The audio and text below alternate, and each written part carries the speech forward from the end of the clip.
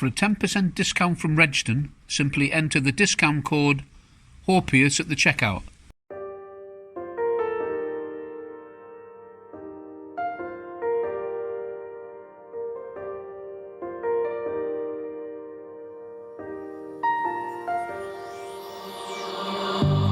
On this journey we will find our souls begin to intertwine. Your heart of gold so pure, divine, and I lost myself within the fire, breaking free from my desire. A heart of gold forged to inspire. It's starfire.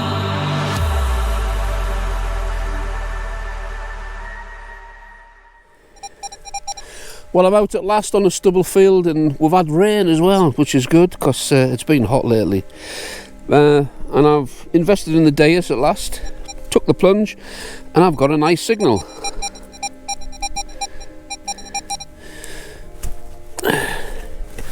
It's different to the DEUS one in that it's a different learning curve, but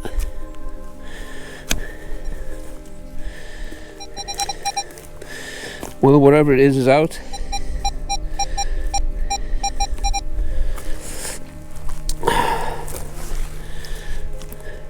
Let's see.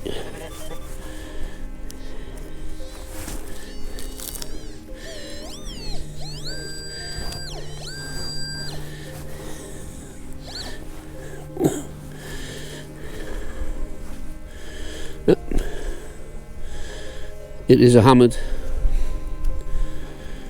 No, I won't rub it too much. I always get told for rubbing, but I don't know. I can't see any lines on there for the cross. Could be an Elizabeth, I guess. But anyway, it's a hammered. Get in there. I've christened my new detector. Thank you very much. Well, the rain's coming down now, but I've cleaned it and I was wrong because there is the cross on the back. And it's not too bad. And I can see EDW, so it's one of the Edwards. So I am over the moon with that. Superb.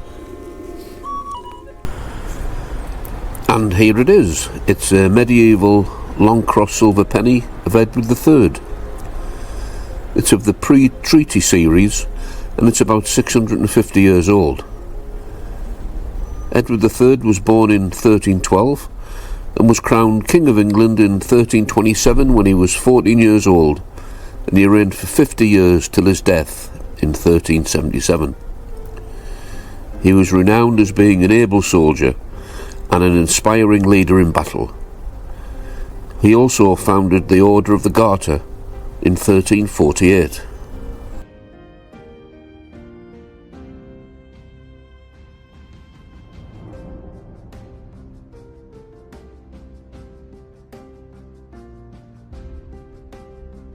I'm getting to like it, and this is a nice signal. So let's see.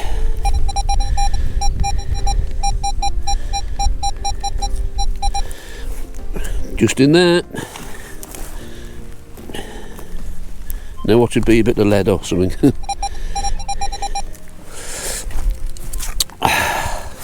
Oh, I can see something sticking out there. I think, yep, I'll settle for that. Oh, that is, you can see where it's parted and the rivet is. That's a strap end.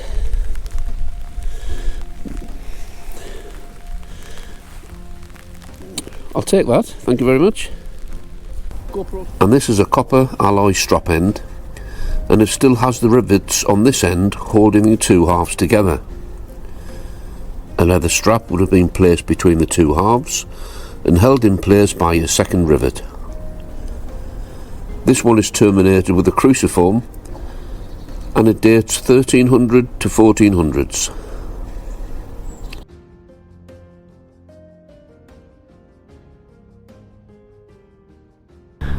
Well, this field's littered with bits of scrappy targets, and I found 5 buttons. And I got this signal, And I thought, oh, it's another button, but I'm not convinced it is. And I can't feel anything, and no, it's not. I had a feeling when I saw the edge.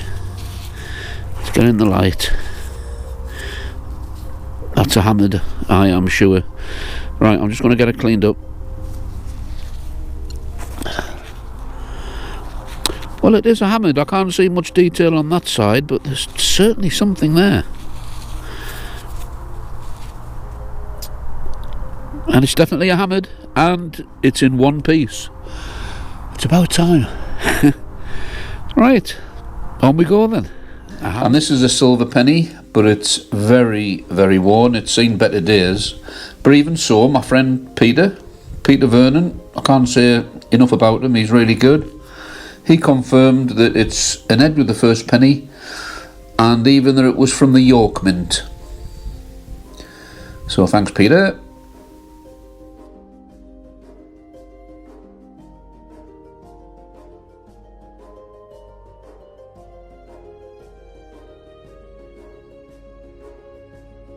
Well, through the spits and spots of iron, I've got this coming through.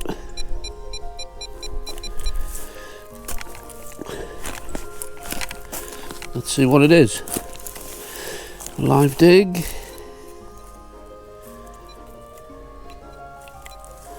Gone very faint.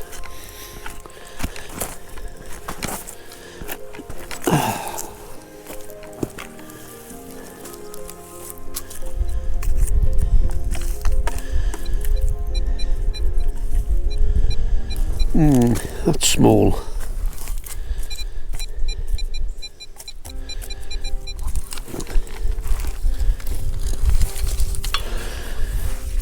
Round about here.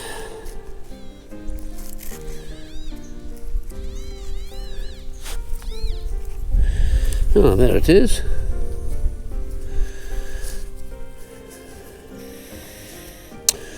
And that, because there's an opening there and it narrows, that's where the pin would have swiveled. That's part of an annular brooch.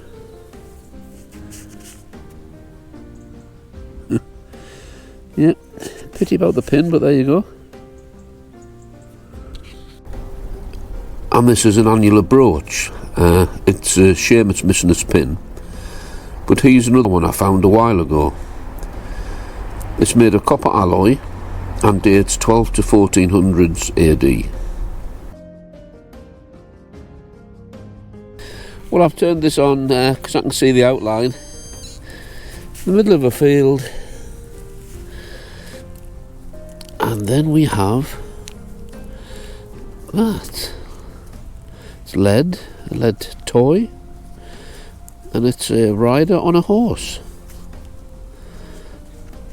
So when I get that cleaned up, we'll see what detail there is. Just goes to show you never know what you're going to find in a field. It never ceases to amaze me about the range of the items we find when we go out metal detecting.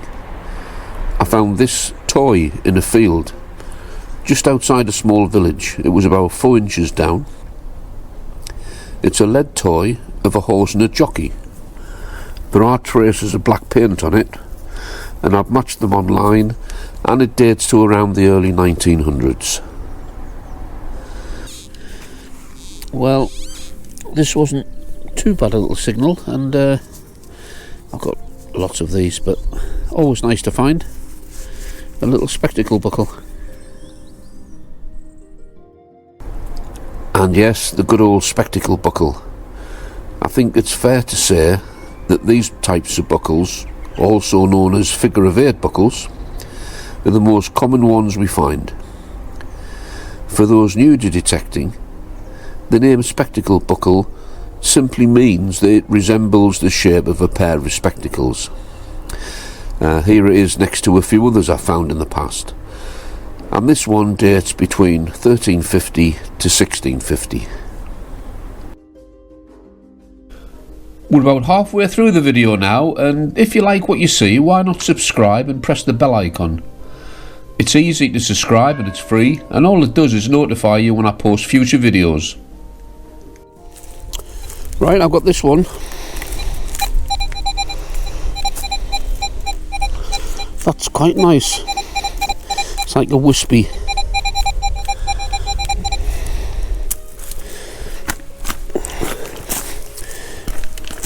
I've had a couple of hammered coins off this field.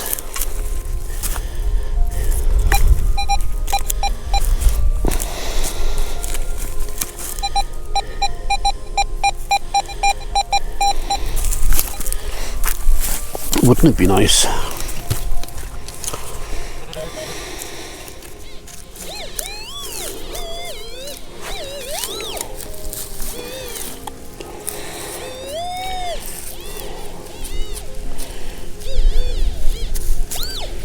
Playing hard to get.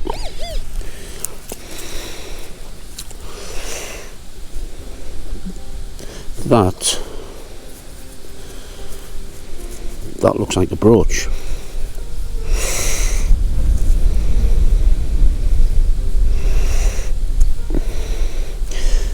Yeah, there's the catch plate there, and that would be where the pin would have gone.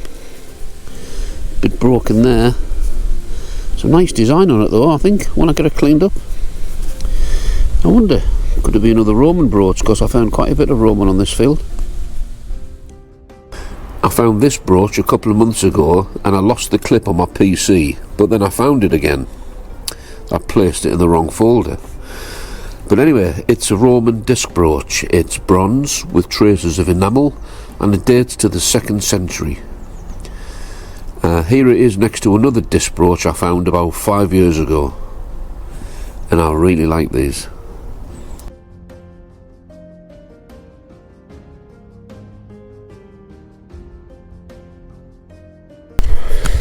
Well, I had a faint signal and there's something there,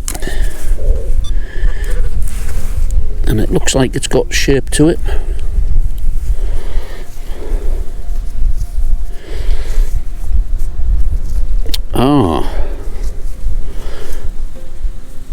I think that with a hook could be part of a clog clasp. I found a couple of these. That's quite a small one. I think there's some design on that. I'll get that cleaned up. That's quite a nice little artefact actually. I found a few clog clasps when I've been out detecting, and some have nice designs on, but this one was a bit different, and I found one the same on the PAS database, and it is a copper alloy shoe or pouch clasp, and the front of the clasp has decoration relevant to the Royal House of Hanover, with a crown set above the initials GR. The GR relates to George III, and this clasp is dated 1712 to 1830 AD. Right, well, Martin's called me over, and he has found half a shorty. Half a shorty. Well done. First signal for 5 minutes at least since I last spoke to you. Yeah. Right. Okay. Oh, so that's avoided. Is that avoided short cross? Yeah, it's just a short cross. Yeah. Half a short. Well, it's avoided one, so it's earlier.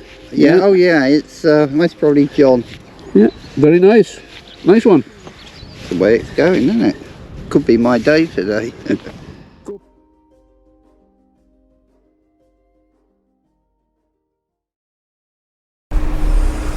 And now on to the members' finds, and this time round we've got gold, silver, bronze and lead coins and artefacts.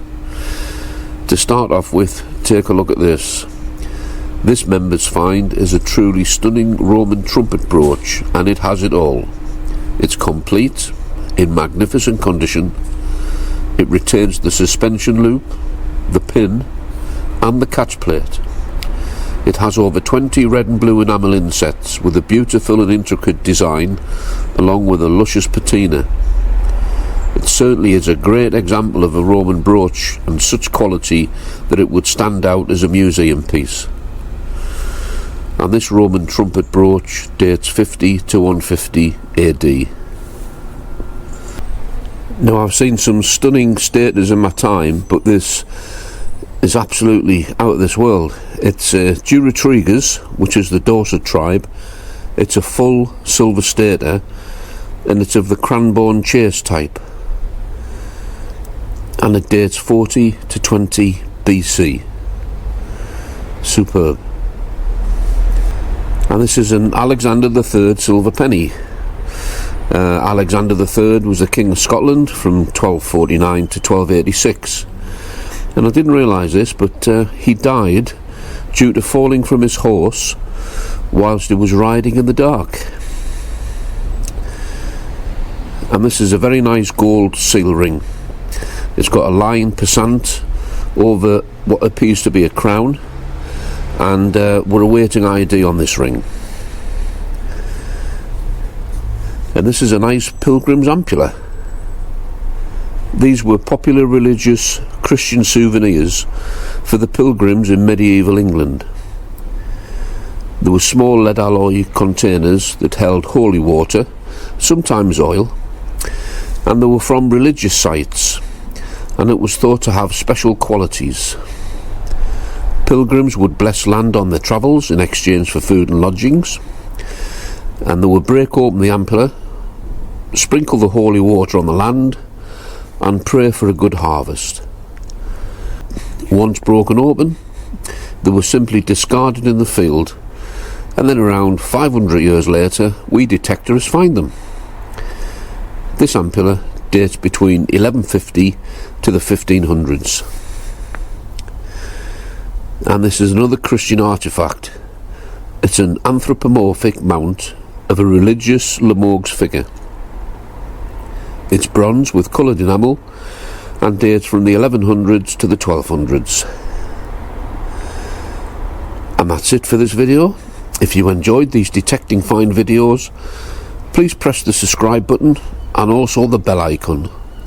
It's free, and by pressing the bell icon it ensures you're notified when I post a future video. So until next time, it's bye for now.